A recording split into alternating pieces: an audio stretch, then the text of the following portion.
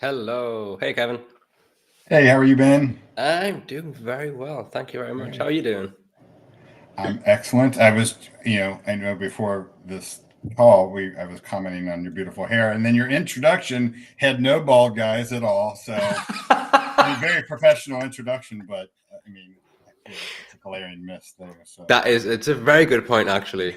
I feel terrible now. I'm gonna have to go back to Canva and back to the drawing board on that one. Oh man, yeah. Thank you for taking the time out of your schedule. I know you got a lot to do. having me. What time of the day is it where you are? And also, where are you? That's also a question. I am in northern Kentucky, in just south of Cincinnati, Ohio. So the Cincinnati airport is actually in Kentucky. So I live about 5 minutes from the Cincinnati airport. Yeah. Very nice. It's 3 o'clock here. I'm in Eastern time. All right, cool. Do you want to maybe give yourself an introduction so people know Yeah, know who you are and just get started yeah. that way? Sound good? So yeah, Kevin Flerlage. I'm passionate about Tableau and data visualization, specifically with Tableau. I am what they call a Tableau visionary. This is something that Tableau does every year. Select around 50 people. I'm a 5-time Tableau visionary, Wow. and I run a website with my identical twin brother, Ken Flerlage. So flerlagetwins.com. He is a Hall of Fame visionary, so he's got one up on me there. So, um, and yeah, I just checked today. We have 395 blog posts on that. And I'd say 390 of them are related to Tableau and data visualization. Some are somewhat tool agnostic, but Yeah, most really technical about Tableau. Yeah. very cool.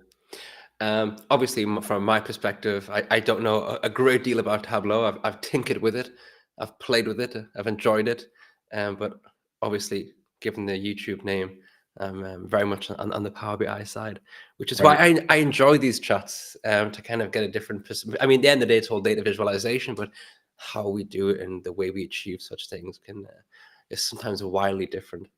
Um, Yeah. And I've oh, actually, to be quite honest, I've never even opened Power BI. So I have zero perspective. So we yeah. won't get any knockdown, drag out fights about which one's better today. I don't It's think. if there is one conversation I am never interested in is Power BI versus Tableau. It is always the most useless. Right. Anytime I see a LinkedIn post that has Tableau versus Power BI, and I'm like, and close. It's It's just like arguing which one's your favorite sports team or something like that. It's like exactly. Actually, it's a. I nobody's read. going to ever convert the other one, right? I completely, and it's also like I'm pleased you made that analogy because for me, I always like think of it. It's like that inane argument you get on social media, like Ronaldo versus Messi. It just Right. doesn't. Just it's not. You're not going to solve it. It doesn't matter. Just Right. pick one, and enjoy it. You know what I mean? Exactly. So how did you end up where you are now? Like, what was the career path, or your career journey that led you to a 5 times Tableau? So was it Tableau Visionary? Was it? Tableau Visionary, yeah, it used to be called Zen Masters back in the day. That was such a Zen Master cool name, was but cool. Yeah. they changed it to Visionary Okay. maybe 3 or 4 years ago. So yeah, one and the same generally. Yeah, I was, I went to school for. I originally went to college for math or for engineering, and then Okay. realized I hated physics and went into mathematics. And when I got out of school, like I had no clue what I was going to do with my life, right? And expect kids at 17 years old. I have a senior in high school right now. He's 17. Like, Mm. what are you going to do for the rest of your life? You're 17. You have to figure it all out. Yeah, I you had no must have clue. the It's called answer. Yeah. right. So I think it's fairly quick out of school. I started just doing like analytics, but like I call it grind it out in Excel type analytics where you're Okay. like downloading data and you drop it in Excel and you're doing all this sort of Mm. manipulation and Excel's great and has a time and place, but it was challenging. I did that probably for like 15 years, and Wow. my brother had started using Tableau, and if you don't know, there's this like super passionate community around Tableau. So Ken is my identical twin brother. He got really passionate about this thing called Tableau, and he's going to this conference, and he was posting like, dashboards on Facebook, and I would just make fun of him and have fun at your nerd conference. I was going to say, what a nerd.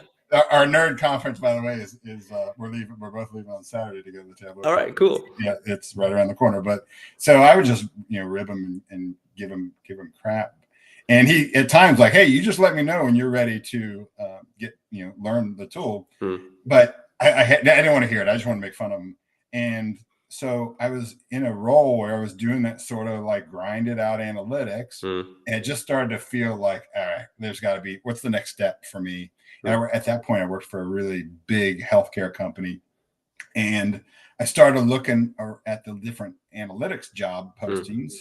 I probably looked at, I don't know, 30 or 40, and I'd bet all but maybe 3 or 4 have listed Tableau as a requirement. They were a Tableau shop, and it could have easily been Power BI or some other tool, but they all listed Tableau as a requirement. I'm like, all right, now I gotta go, ask Ken, like, hey, you want to teach me how to use this nerdy tool that you've been gushing about for the last 2 years? So that's exactly what I did. Funny story. I sent him a text and said, and I should be clear, Ken moved away. We both grew up in this area, but Ken moved away to Pennsylvania 20 some years ago. But I sent him a text and I said, I think it's time for me to learn Tableau. I think it's probably important for my next career steps. So he responded, and I should clarify, at this point, he was one of these Tableau visionaries, Tableau Zen masters. He had already become this. Oh, wow. Okay. He knew the product really well. And so I sent him this text, like, I think it's time for me to learn. And so he responded, here's a good video from some other random guy. I'm like, you're one of these Tableau Zen master guys, like, and you're my identical twin brother. I think maybe could you teach me? Maybe you could take an hour or 2 out of your important schedule and teach your twin brother how to use the tool. So, well, that's what you get for mocking him for all those years, man. He's like, oh no, you mock me. Someone else is going to teach you, right? Exactly. From there, I just started using it, fell in love with it, and was doing it in my spare time. And interestingly, doing stuff on, Tableau has a free platform called Tableau Public. You can download basically the whole software for free, but you do have to publish it up to their public interface or whatever you want to call it. And just started fiddling around with data, and 6 months into it and publishing stuff up there, sharing it on social media. And 6 months into it, had somebody locally reach out and say, how'd you like to do it for a living? So I've been doing that for 6 or 7 years. I've moved on from that company since then. I'm now with Moxie Analytics doing consulting, but yeah, just absolutely fell in love with it. Awesome. Yeah, I mean, I guess there's kind of some aspect of that, and like it also matched my experience with Power BI. It was something that someone suggested that I work with, because I was using Excel Power Query, using Power Query in Excel. I was like, oh, it's amazing. So you do all this cool stuff. And they're like, I think that's really cool. You want to check out Power BI? And I was like, yeah, okay, I'll get to it. And it was like a month later, and I was like immediately just hooked. I think it's because, I'm not sure how it was for you, but it felt so much like a great business tool, but also, and I still maintain this, it still feels so much like a really fun toy sometimes, 100%, yeah. And it's go ahead, I'm sorry. No, please go for it. Yeah, Ken and I have told the story before, like when we were kids, we would sit down at the table, this was before, Netflix and before we all had cell phones, but, we'd be 8, 9, 10 years old, and we would just sit down and draw for hours. And it was just like addiction. Completely. And when I started using Tableau, I was like, this is kind of like those hours we spent just sitting there drawing transformers or whatever we would draw. Totally. And it's also this really, in high school, my favorite 2 classes in school were mathematics and art, right?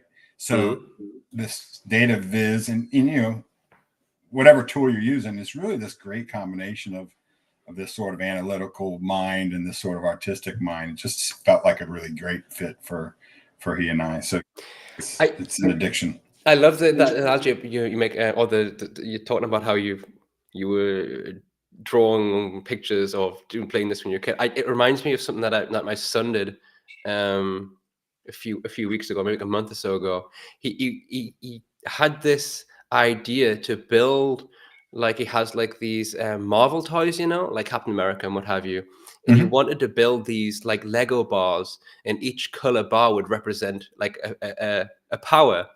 And he put this thing together, and this was like, and I was like, yeah, this is this power, and this, but he's got more power here. This is this power. And he showed it to me, and I was like, yes, that's your first data visualization. That's so awesome. And he did it with Lego about Marvel. I was like, you're such a nerd. I'm so proud. But that looks like something that you'd see at, Georgia Loopy or somebody do this, that sort of, for the Data Visualization Society or Information is Beautiful, doing these sort of real life data viz. That's super cool. That's very, very creative. How old is he? He's 7. Yeah. Okay. Yeah. Man. Yeah, that's even better. So it was. Yeah, you're gonna follow in Dad's footsteps, maybe. Completely. Either that or someone who just builds things like some kind of engineering, whatever he wants. Something equally cool and nerdy, or maybe that's cooler. I'm not sure. As it's got the nerdy aspect to it, right? That's the most important part, I mean, this is the fun. Like at the end of the day, we're living in a world where nerds have won, so that's quite a nice thing. All the stuff we had to put up with in school, So, we're so similar, because that's what I always said. Like, I was a nerd in school. I wasn't super popular, but guess what? After high school's over, nerds rule the world. So I'll happily deal with those years that weren't perfectly pleasant. And it's like, let me tell you, it's worth the wait, Right, exactly. Hope for those nerds out there. Right? Yeah, exactly. But yeah, so this is one thing I really actually, I was just speaking to my boss a few hours ago. And he gave me, he was like, oh, I've got a project for you. There's this report, and can you like give it a makeover and do this? And I was like, yeah. He's like, put in the ticket, send me the link to the report. I'll start it tomorrow. And he's like, well, it's not so urgent. I was like, no, but it's really fun. Okay, so this is urgency. If it's fun, it's more urgent. If it's complete data viz, it's more urgent. 100% agree with that. Yeah, also, there's I'm not sure if there's like in Power BI, there's a data visualization called Deneb, which I use quite often. And I said to him, he was telling me all the stuff that he wanted, and I was like, can I use Deneb to do this? And he was like, why wouldn't you be able to? Why would I say no? And I was like, well, because not many people at the company, if any, only me, know Deneb. And for this reason, he was like, consider you can use Deneb whenever you want. You never ask that question. Just use Deneb. And I was just kind of like, oh my God, that's so awesome. That's great. Yeah. I completely agree with you. It's when something's fun to do, boy, it certainly creeps its way up to the top of the list, isn't it? Yeah. I remember it was a tweet or something I sent out ages ago, but I was just having one of those days, and I came to my head, and it was just kind of this thought, your project is delayed because your data is boring. It's just one of those. I'm going to use that with some of my clients. I'm sure they'll love that. Oh, they love it, absolutely. No complaints at all. That's fantastic. I'm writing that one down. I'm stealing that one from you, Ben. I love it. Your data is delayed. Your project is delayed because your data is boring. Got it. Okay. Completely legit. It's like, make your data, make your business more interesting. It's going to be up on the list of priorities. Completely fair for me. Yeah. So I don't want to spend the entire conversation talking about pie charts, but I will bring them up because, well, they're controversial. They're fun to talk about. But I think for me, more importantly, I could be wrong. If I am wrong, I'm sorry, but I'm pretty sure I stole a pie chart visualization from your blog post. Now, I wish I'd prepared. I'm not a very prepared person, but I wish I'd prepared myself better. But you posted I'm pretty sure it was on your blog, like a bar chart, and each one had like a little pie chart next to it. Yeah. Is this yours? That's mine. Yeah. I stole that. That was fantastic. Perfect. That's great. I just used it again. Well, that's good to hear. Yeah. How was it received? Well, I used it. I put it on a report that I publish openly about So fantasy football, or for you, fantasy soccer, I suppose. I'll admit it's not a report I would ever say I've published this and it's full of best practices. It's far too packed because I just use it myself. But I use it in examples when I do sessions, when I do at conferences about Deneb, about the possibilities of what you can do and that kind of stuff. And it also led me to it was the first time that I started playing around with pie charts in Deneb, because I'd never really bothered before, but I thought that's a cool example. And I was also doing a datavis course a few weeks ago with Steve Wexler. Oh, okay, yeah. And he used this pie chart as an example in his course as well. And I was like, yes, fantastic. There you go. You linked it to your website, you know. Oh, that's cool. That's great to hear. Awesome. I was like, very cool. I'm pleased that I'm using a pie chart and I can use it in a legitimate way where fewer people will argue, you know. Yeah, I tell you, if you get Steve Wexler on board, then I'm feeling pretty good about it being okay to do. Yeah, exactly. And basically, you use that an argument. It's like, why is a pie chart? Let's speak to Steve Wexler, okay? Talk to Steve. This dude don't argue with me. Yeah, good point. Yeah. Well, that's cool. Thank you. I appreciate that. I feel like pie charts, they just have. I know you don't want to get into it, but they have such quick benefits, quick understanding, and if they're used right, boy, they sure can be valuable. And people just have this sort of robotic approach of they're terrible, but boy, they're quick insight. If used right, if used properly. Exactly. This is all. It's one of the things. If you use it correctly, or if you use it in a nice way, it's fine. If you don't, it's the same with any visualization. You know what I mean? Also, I'm not going to share my screen again because am I clicking the right one? Yeah. Because also, this is on your public Tableau. I was having a conversation with my boss again, reference my boss again, a few months ago. And we were looking for a really good way to display a report that's like purely KPI.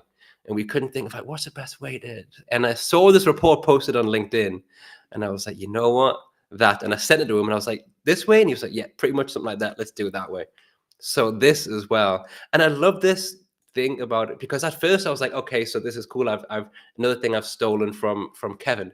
But actually you referenced that you got this idea from Ellen Blackburn, I think it was. Yeah. I mean, the design was exactly. Yeah, so I just shared that this week. So you're on top of it. So I built it 3 months ago, but yeah, I shared that this week. And yeah, the design. I mean, Ellen Blackburn is, I don't know, she's, I think, the queen of business dashboards on Tableau Public, and so that the style, just her style generally. I mean, it's really nice. It's not the same data or anything like that, but she's just got a great simplistic style. So yeah, thank you for all the kind words. But this is what I love about like data visualization, is that you can get inspiration from so many different places, you know.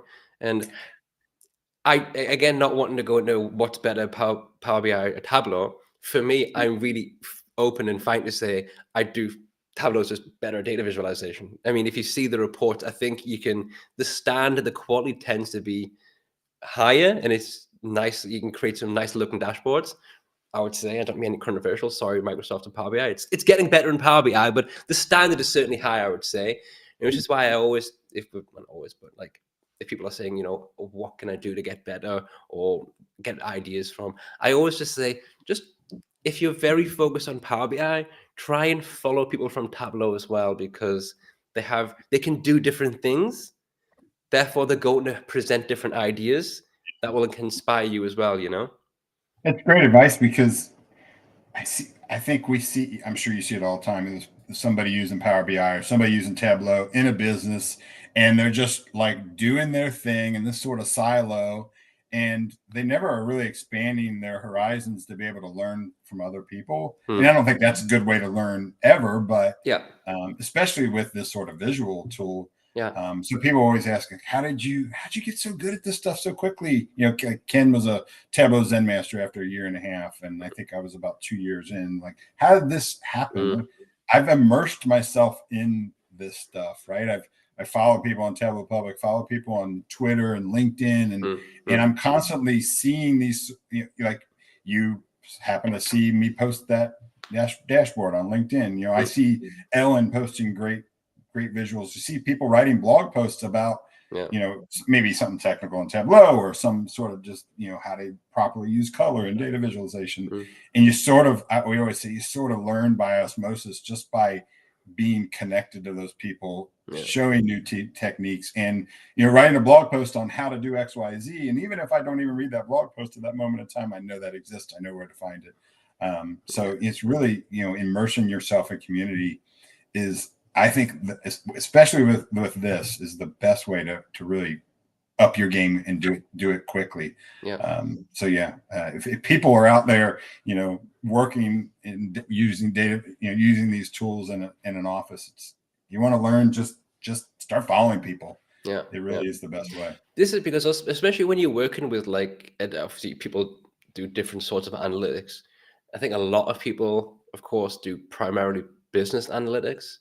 And when you do that, I think it's very easy to get quite repetitive and do the same thing. And then when you do that, you stop experimenting and stuff. And when I can, I do it in my spare time, of course, as well, to kind of just to play around, to just that kind of stuff. But you can't also expect everyone to have time to play around in their spare time. It's just not feasible, right? Agreed. Not everyone's a nerd, right? But so to use a tool like LinkedIn, which is a professional business tool, it helps that sort of thing for sure. 100% agreed. Yep. I'm actually also, next week I'm going to the Faroe Islands, because there is a data visualization conference in the Faroe Islands, which is going to be it's, I think it's a Power BI data visualization conference, of which there are few and far between, to be honest, because most of the time it's there's a bit of data viz and like other Power BI type stuff. So it's nice to have a purely data viz Power BI conference, which would be there's not like, when like I said, going to the Tableau conference next week, there's not a Power BI conference specifically. There are Power BI conferences, but they tend to entail different parts of Power BI, like they'll be about like data modeling and DAX and all this type of stuff. And there will be elements of data viz there as well, for sure, but one that's purely data viz, I could be wrong. I personally never seen it before, so it's quite a cool thing. No, I understand what you're saying. And in the same way with the Tableau conference, they're going to talk about Tableau Prep, which is their data modeling tool. Right. They're going to talk about server and Tableau Cloud, where you publish this stuff up and manage and govern it all. But yeah, I get what you're saying. Yeah. I'm going to bring up this question from down here. Faroe, is there a ferry island? Well, there might be. I'm not sure, but see, there is one, British Columbia, so there is a ferry island. Awesome. I must go there. I learned two things. One I learned about 10 years ago, and one I learned about a month ago. The first one I learned 10 years ago is that there is actually a place in Spain called Ben Ferry. The ferry has an I instead of a Y, but still called Ben Ferry. And what I learned a month ago, and this is probably quite embarrassing, I probably should have known this already. I was just booking my flights to the Faroe Islands, and I just typed in FAR, and it just came up Faroe, and I was like, okay, click on that. That's about right. Forgetting, or maybe actually just not knowing, that there was a place in Portugal called Faroe.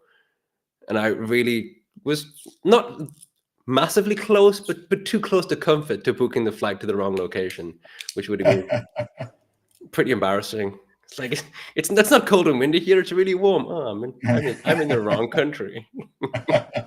Where did you say Ben Ferry was? Ben Ferry it's one word, Ben Ferry, and it is just outside of Alicante in Spain, I believe. Oh, very cool. It's a really small, uninteresting town, but that's still at one point in my life I want to go there. There's nothing there. I've gone on the Google Maps and checked it out and stuff, and gone around a bit of Street View. At one point in my life, I would like to go there and show them some of my passport. And however this goes in my head, is I go there, I show my passport, and they make me like mayor or something. So and then like just partying with you all week long with Exactly, and like every time I go there, I'm entitled to like free accommodation. Not that I've got a really, really inflated ego, but that's kind of what I would want to happen when I was there, you know. My dad, so my last name's Flerlage, and we were talking about this before the Right. call and how to pronounce my name. We pronounce it Flerlage, but it's a German name, and it was originally pronounced Flerlage. And so my dad was traveling to he was in Germany for business. This is maybe 10 years ago, and he had learned that there was a place called Flerlage, and it was like a little farm, but like I don't know if it was a actual town or whatever. So he's like got his buddies and said, let's go over there. So he, not knowing anybody over there, he just goes up there, and there's this little farmhouse on this farm. So he's like, what the heck? And he just walks up and out, knocks on the door, and says, "My name's Mike Flerlage." They welcomed him in, had dinner with him. Now they're like friends on Facebook. So What? he just No went way. to this random house on the Flerlage farm, and they were very, very kind and welcome. That's awesome. I love that. There is no Kevin Flerlage that I know of town though. So that would be very specific. Yeah. And also there are these names that have like different meanings in different countries, but I always find it really interesting. And Kevin in German has a very specific connotation in German, and I kind of regret starting the sentence because I can't end it because actually it's quite negative, and I shouldn't have brought it up. It's going to sound. I was like, Ben, what are you talking about? And I was like, I can't. I've got to finish a sentence now. I've got to do it. But it's like to be a Kevin is actually deemed an insult in Germany. It's really weird. Really? It's really weird. Like, for example, in Northeast England, where I'm from a town called Newcastle in Northeast England. Yeah. And there was a period of time, I'm not sure if it's still the case, that if someone was referred to as a Ned, with a name like Ned, it was also like an insult. I have no idea where it came from. A Ned, huh? A Ned. No idea. Well, I mean, here in the States, we call people Karens. I don't know. I mean, Right, yeah, I forgot about that. Yeah. Karen, yeah, that's true. Yeah, so like if you were just had the name Karen, you kind of just got screwed because it got this connotation of. So yeah, so now you say that like the Kevin makes sense. So I do have a few German friends that I'll see next week. Maybe I'll ask them if they thought I was a jerk just because of my name. So. Class. But actually, this is going with. Now you mentioned the Karen thing. I remember seeing like a datavis. Actually, yeah. 1 second. Yeah, Ned is actually also a Scottish term. I don't know what it means, but it has a different. I think it has a different meaning in Scotland than it did in Northeast England. I'm not sure. I can't remember. Anyway, I saw a data visualization a few months ago about the popularity of the name Karen in different locations. That was really, because obviously, really, exactly. There was a severe drop-off, shall we say. I would imagine. Yeah. I don't think there's anybody naming their kids Karen nowadays. So. Right, yeah. But thinking about that, actually, when you're like kind of experimenting with like data visualization and stuff, do you have like a go-to play data set? Or do you have like the sort of data where you can kind of mess around with? Like for me, I use like I said before, fantasy football data. Or do you just play around with work data and see how it goes? Good question. I mean, I think Tableau comes loaded with the Superstore data, and it's a pretty good data set. So I tend to, you use that kind of just because it's there. Yeah. In fact, the one you just showed was a version of the Superstore data set, but I added targets in. It doesn't have targets in there. So I always thought you just work business data. You're always, something versus a target. But yeah, that's a good question. I have so many data sets that I have on my Tableau public profile, which is, like we say, nerdy on my own time play stuff. Yeah. I have like 200 visualizations. So I probably have, close to 200 data sets I can just grab anytime. I love to just do like movie data, sports data, those kinds of things with simple, low lift, easy to access, easy to obtain. So yeah, but nothing specific now. I'm going to try and I don't know. Someone mentioned before that I rarely do share my screen. It's true. I actually very rarely share my screen. Really? And it's because we didn't normally just talk, but I guess the data viz makes sense that I share screens sometimes. I have a this is ridiculous. I created this data visualization years ago. Okay, calm down, Ben. A couple of years ago, and it's so basic. And it's actually, the more I look at it, and it's still a bit silly, but it's really fun just to look at. I could probably update it now, so don't judge me too much. But I created this one ages ago. It was basically, I found a data set, and it was basically, I'll bring it up. They did a survey, and they was saying, like, basically they asked men and women Yep. they could beat an animal in a fight, and I was like, that could be fun data. So I made this. It's a really ridiculous. I know it's ridiculous, but every time I look at it, I just enjoy it because it's just, the data is ludicrous, you know. Like, Right. yeah, stuff like 7% of American men believe they could beat a lion in unarmed combat. I love that. It's like, what? I don't know if you're familiar, but Makeover Monday, the project run by it's run by new people now, but used to be run by Andy Kriebel. They use that exact same data set for one of their projects a couple years ago. So there's a bunch of visualizations running around on that very topic. I'm actually doing a podcast here in the next month or so with a guy named Eric Balish. And at the end of his podcast, this season, he's asking everybody, if you had to fight a gorilla or a grizzly bear, you have to fight a gorilla or a grizzly bear, which one would you rather fight? And I'm like, wow, that's a really tough question. And then, of course, like, I'm a data guy, so I started like Googling, like, what is there any data related to this? And sure, well, I mean, this is just opinion data, but which one, if you still have it up, which one is better according to the survey? What do most people think? I'm guessing they'd rather fight a gorilla than a grizzly bear. What do we have? So I think 9%. Gorilla. Okay. 7. So most people would rather fight a gorilla than a grizzly bear. And for women, also 8% gorilla and 6%. Interesting. So it's close, but they would rather fight a gorilla. I really love how you put that together, by the way. That's just really slick. And I mean, you have the bar chart there at all times, right? But just to be able to kind of click on something and focus in on, and then the silly, emojis. I think it was actually, it was the first time, this was again a good few years ago, I was trying to play around with actually using emojis, and also first time I was doing like text that kind of changed when you clicked on it and stuff. But yeah, it was just, as soon as like, I love that kind of stuff. Yeah, I mean, this just looks like something you'd see in an app or on a website or something like that. So yeah. Love it. Yeah. I love the thing where sometimes you're reading something or you see data presented and you're like, I must get that data set. Yeah. And sometimes it's damn near impossible, but yeah. And it drives me crazy when there's a website and it says link to the data, and you click on the link to the data, and it's not the data, it's just the data visualized in a different way. It's like, come on, man, give me the raw data, give me the good stuff. I would say it's probably like 10% of the time that I go searching for some data set that I actually am able to get at it. So yeah, it's frustrating times. I've had so many great ideas that I just can't do because I can't get at the raw data. And there are these companies, I forget, like, I guess there are in the US and across the world, or European based, and I forget the name of, actually I think a former colleague of mine works for the one I'm thinking of, but can't remember the name of, so that is irrelevant, whatever, Ben. But their job is to the entire company is just data gathering and putting together data sets for, I guess, use for journalists, all this type of stuff.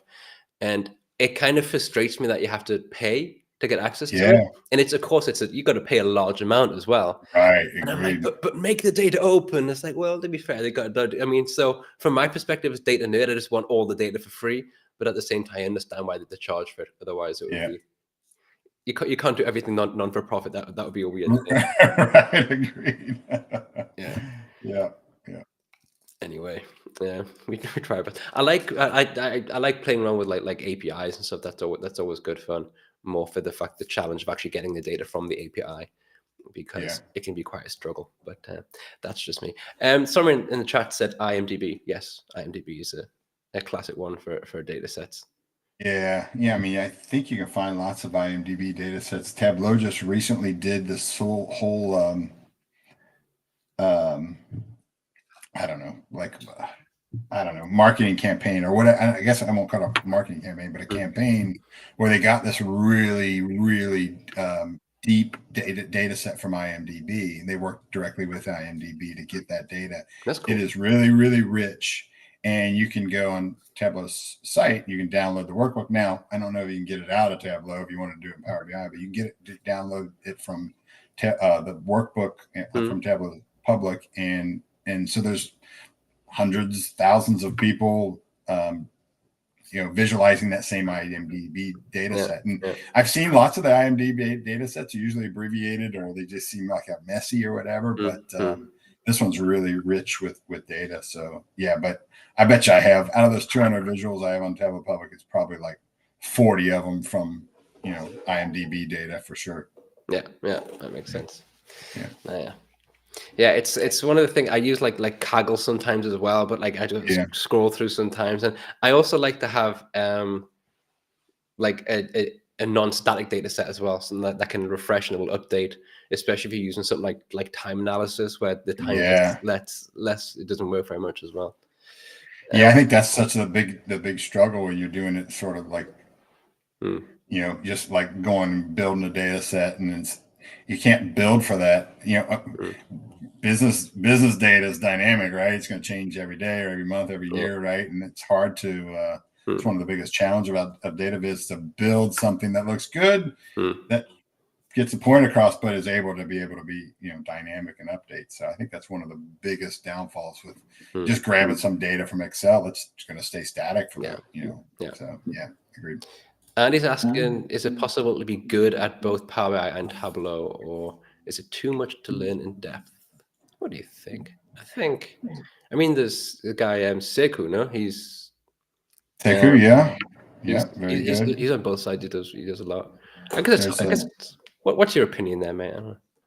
I know lots of folks that are doing consulting work that are good at both. Can you be... I don't know if Power BI has don't they have like an MVP, the MVP rate? Do they do that for? They do, yeah. So could you be a Tableau visionary and a Power BI MVP? I don't know. I mean, I think I spent a lot of time on Tableau. I could imagine trying to split time between two tools. So I think being good, absolutely. I know lots of people that are good at both. Could you be expert level at both? Yeah. I can't say that I know anybody that I would consider expert level at both, but I do know plenty of people that are really good at both. I know. I had Sekou on a few months ago, and then they always such a great guy. Yeah, he's awesome. Really like him. And he was he's a Tableau, what's it called? Ambassador. Thank you. He's a Tableau ambassador, and I think he was also hoping to be a Power BI MVP, or Microsoft MVP, whatever, for Power BI. And my question, first of all, to him was like, I wonder if you're actually allowed to, because you have the NDA and both sides. But apparently from the Microsoft perspective, it's fine because you have the NDA anyway, so you can't say anything, whatever. So if he achieves it, that would be cool. I wonder if there actually are any, or if he achieves it, if he'd be the first one, that'd be interesting. So you need some data on that as well. I don't know that I know of anybody that's both. So yeah, that'd be wild. So I don't know. When did you have him on? Because he just started his own company. Had he done that when you were? Stimmt, yeah. I think he started that maybe just after or just before. I've got a terrible memory, man. Truly, it's embarrassing. I'm the same. Yeah. I think it was the start of the year I had him on, like right around maybe January. That's right when he started. Yeah, I think he's at the turn of the year. So yeah, exactly. I'll see him next week as well. So let's say hello from me. I will do that. So this the conference is the conference you're talking about, the Nerd Conference, right? The what? I'm sorry. You referred to it as the Nerd Conference. The Nerd Conference. What's it actually called again? Sorry. Just the Tableau Conference. Okay, so it's no weird name to it. So it's Monday, Tuesday, and Wednesday of next week. But we're it is. You're connected to all these people, and you probably have friends all over the world through data visualization, right? So it's really cool because we'll all go early and we'll stay late, and you get to connect with these people that are from Australia and from London and from nice.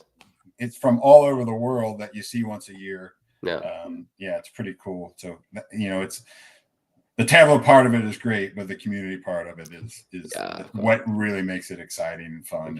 And makes everybody want to be there. So yeah. So do you also have, like, in the Tableau, do you have the conferences, all of course organized by Tableau itself, and do you also have like the other conferences organized by the community as well, that kind of stuff, like several go on the year, or?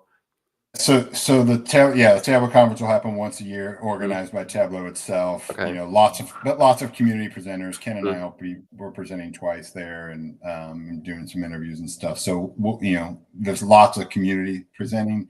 And then throughout the year there are Tableau user groups. So Cincinnati has a Tableau user group, Chicago, New York, where those are really put on by community members with help from Tableau.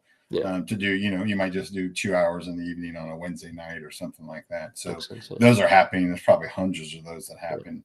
There are some big ones that happen virtually. There's one called the Analytics Tug that is focused on Tableau as well. But they do an event like every month, and they draw 1,500 people virtually basically every month. So some really big things. So there's lots of little community events and then the one big culmination from Tableau. Yeah. I was thinking, like, every now and then it'd be cool to find something of that in Berlin where I could just kind of go along to, and of course have no real idea, but just to kind of see a Tableau conference would be just for a different pace, just to see how it goes and get some information. That'd be quite cool. If it was in Berlin, I would definitely try and check it out. It'd be quite nice. Yeah, well, I think I'm going to make a note of it and get back to you, because there may be a user group right there, and they used to do a Tableau conference in Europe. I think they might have done it in Berlin a few years ago, but I'm gonna write this down. I'll get back to you if there's a Tableau user group there. You're very kind. Much appreciated. I could see using the Power BI model as a data source for Tableau. Yeah, you can do that, right? I think I've seen a couple of blog posts. Kurt Bueller's done something on this. Don't matter. But yes, you can. I'm pretty sure it can be done. Though I myself have no idea, because I've never, of course, attempted it. Yeah, I have no idea anything about Power BI, so I can't really comment. Have you played with the new datavis extensions yet? I'm not sure that's for you. I guess it's for you. I think it is for me. Yeah. Some. I think it'll be exciting. I think you're going to open up a lot of possibilities with it. I also think it's going to. Can I quickly interrupt you? Sorry. Yeah. What does that mean? I don't know what this means. The viz extensions. What is that? Well, Tableau by itself is really this. I'm going to call it like an XY coordinate plane. I mean, you can build, if you can figure out the X and Y coordinates of something, you can build it in Tableau. You'll see lots of crazy stuff. You've probably seen it. Lots of crazy stuff built in Tableau. But if we were to build, say, like, Sankeys are all the rage, right? We were trying to build a Sankey. It requires, there's no true curved lines in Tableau. So if I want to draw a curve, what I have to do is actually duplicate my data, do some sort of like data densification. And in order to draw a curve from this point to this point, I have to artificially insert points, connect those points by straight lines, but use enough of them to make it look like a curve. So if we were to try to build a Sankey diagram, and our website has lots of blog posts about how to build Sankey diagrams, you have to do, there's a lot of technical work done. We create templates for people to use so they don't have to do that. But there's trigonometry, and there's this sort of densifying your data, and there's lots of complicated things. Viz extensions helps people get past that. So Viz extensions will allow people to build a Sankey just by clicking, by just kind of setting a few things up without having to do all that legwork. So, so yeah, Viz extensions is going to kind of open up the playbook and allow people to do things that were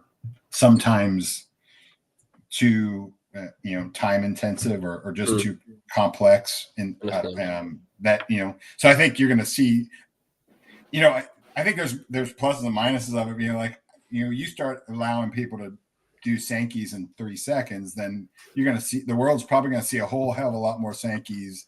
And that might not actually be a good thing, because Sankeys are fairly, rarely the right use, chart for the job. But So there was some value of it being hard to do because like you really had to want to do it to get it done. I So, can but yeah, totally I think understand that. Yeah. right. But to answer this question, I think it's going to be a good thing. It's going to open up Nice. Yeah. a lot of things that were really difficult to do before, and it's going to make like 40 of our blog posts on our website obsolete. So there's that too. So anytime they can make some of our stuff obsolete, that's a good thing. Yeah, completely. There's been, the classic for that in Power BI about making videos or blog posts obsolete was when they created field parameters in Power BI. So basically, to dynamically change what you see on the axes a while ago was very hard to do. And I remember I did it once myself, and I was so proud. I create this report, and it was like, and you had to like create an extra table with the relationships, and it was like a whole mess of DAX and stuff. And I finished it, and I showed the stakeholders, see how cool this is. This is awesome. You can do this. And oh man, that's amazing. I worked so hard on it. And then like a month later, and I did a video on how to do it. A month later or something, Power did an update, and I was just kind of mother, like whatever. And then it became so easy instantly, you know? Yeah. That's a good thing, though. You think about how much time you just save now that they have field parameters. Yeah, can imagine. Yeah, it's the thing. I'm happy for all the users, and I'm happy for myself that I can do it easily now, because even though I've done it in this one report, I would never really want to have to do it again. Yeah. But going back to what you were saying before about Sankey, and I think making certain visualize easier, which is a good thing, but you're going to see maybe more of them, whatever. I've always kind of thought this about Power BI as well. I mean, I'm not sure how many Power BI reports you've seen, but I always feel like everyone's first Power BI report always looks pretty much identical, because everyone will use like a bar or a column chart because that's what you use. And then everyone will also use like a line chart because you can. And then everyone will put it on a pie chart because, a pie chart, that's it breaks up, makes it a bit different. And then people always use like a, what's this called? I forget the word, gauge. Oh, yeah. It looks like everyone will use like, people use these things on and other like random stuff as well. And I'm like, if you make that an option that you can click on, people will use it. And unless people like actively want to learn about datavis and stuff, they'll just think, oh, it's there. Right. So if Microsoft put it there, therefore it has to be good. Therefore I will use it. And it's just like, can you just get rid of like half of these things, because really some of them are really terrible, man. It's such a great point, because Tableau has the thing called Show Me. So if you I don't know, click the little Show Me thing, it has these sort of canned charts, and it'll kind of tell you, hey, you need this dimension and this measure to build this, right? And it's only, I don't know, maybe 15 charts, bar charts, tree maps, pie charts. But the chart types are mostly pretty simple. There's no gauge charts. There's no Sankey, there's no coxcomb chart or something like that. And I truly believe that they were kind of intentional in those choices. People always say, hey, can you add more options to show me? But I think they were fairly intentional in their choices, because they didn't want it to be the Wild West and you're just using all this crazy. I'm using a radial bar chart because it looks pretty, but it's a whole heck of a lot harder to read than that standard bar chart, right? So I think Tableau was kind of intentional in what they allowed to do. And now they're kind of coming down to the point they're adding these viz extensions to allow you to kind of do those things. But that's my biggest fear too, is are people just going to use them because they're there versus, truly taking the time to understand how these charts should be used and use them intentionally? Probably not. There's probably going to be a lot more crazy stuff sitting out there. Right? Exactly. And I do wish the gauge charts were in there. I mean, gauge charts look so good, don't they? I don't know that they're any more valuable than just a bar, right? Like a progress bar, but boy, they sure do look good. So I can see why people use them. I love them and hate them, man. It's like, exactly. Because again, it's the same thing. I could be talking about a pie chart, right? It's like because they're so often like misused, and people just use them because they're there. I've seen the number of reports that I see, and this isn't actually I could be wrong. this, no, it's not. This isn't a native Power BI visual. It's like an add-on. You can download Okay. more visuals from like the store or whatever. Yep. And it's like, what's this called where you have lots of words and the words are bigger if they're used more often? Oh, word cloud. Word cloud. The Yeah. number of times I see word cloud used. Why is it used? Because there's space. Right. Exactly. Word clouds are great at filling space. That's for sure. Yeah. That might be about it. Yeah. And it's like, and sometimes you see them used and it's like, I mean, generally speaking, word clouds add no value, right? It depends on what you're creating, but especially in business reporting. I love them when they're used, but also with no effort. And like the biggest word is like the. I'm like, awesome. That's so funny. And it's pretty, that's pretty common. Like I've seen lots of big word thes in word clouds before. So yeah.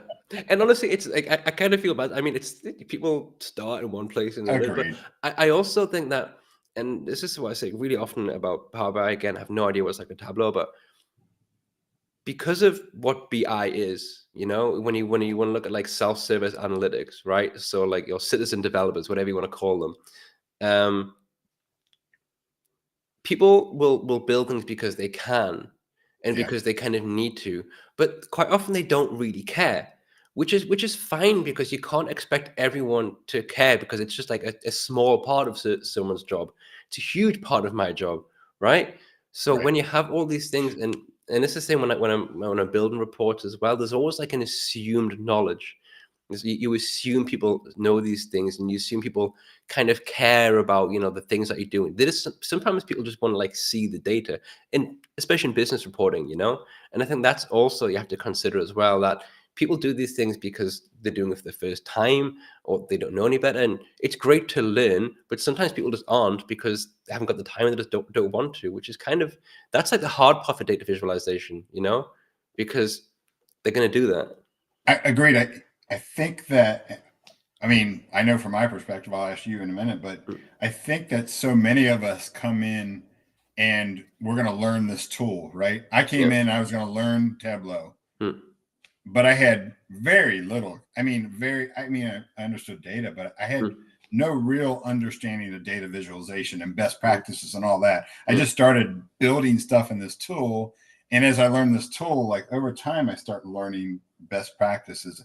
It would be so nice if like I could start off, or everybody could start off learning data visualization. Forget the tool. Yeah. Let's understand data visualization. Let's understand best practices. Let's understand, you know, how a line chart is different than a bar chart, right? Why would you use one over another, right? And then let's start using the tool, because I can imagine so much more effective visuals if people had that base knowledge. I mean, did you have a data viz background before you started learning Power BI? Not at all. Yeah, right. You went and learned the tool, and then the other stuff came along with it, right? Completely. I mean, at university, I studied history and politics, and then I moved to Berlin, and I spent a few years as a flight attendant, and then I just decided I want to get an office job, and then I just landed. I just kept doing things, and it led me where I was, and then one day opened Power BI, and I was like, this is it, you know? It's crazy. You know, I'm totally jumping topics, but like so many people have these sort of diverse in this, you know, if you went to somebody that they're a bunch of engineers at General Electric or whatever, they probably have schooling in engineering. They probably have lots of physics backgrounds. Like they have this sort of very sort of standard background, but data viz is just so widespread. If I look at, I tend to have one of the more conventional paths, you know, mathematics and statistics. My brother has computer science, but we look at like that group of Tableau visionaries, Tableau Zen masters, whatever. You know, there's one that was a family therapist. There's one that was American Sign Language interpreter. That's awesome. Steve Wexler, Jeff Schaefer. There's a couple other ones. They were musicians, right? And they always say math and music to go together. But this sort of data viz backgrounds are just so eclectic. Yeah, people are coming from all past, and I think that helps us so much, because we all have so much different perspectives, right? If we were all computer science majors, right? Completely agree with that. But I think Sorry, you may interrupt me. No, go Sorry. ahead. Go ahead. I think No, to me that speaks to something about the concept of visualizing data, that maybe going all the way back to the start of this thing of my son built with the Lego, that this is something very human that you yeah. connect to with. I want it, but how can I see that in a way that I can understand it? And for me, it's really interesting because this is like a whole different thing, but like there's this thing where there are certain people who like if you close your eyes, you can like picture stuff, you know? Mhm. Like I'm really, if I close my eyes, I can't really create a mental picture like at all, you Yeah. know? This is why I think maybe I'm just not good at maths, but I can't really like imagine numbers and stuff, you know?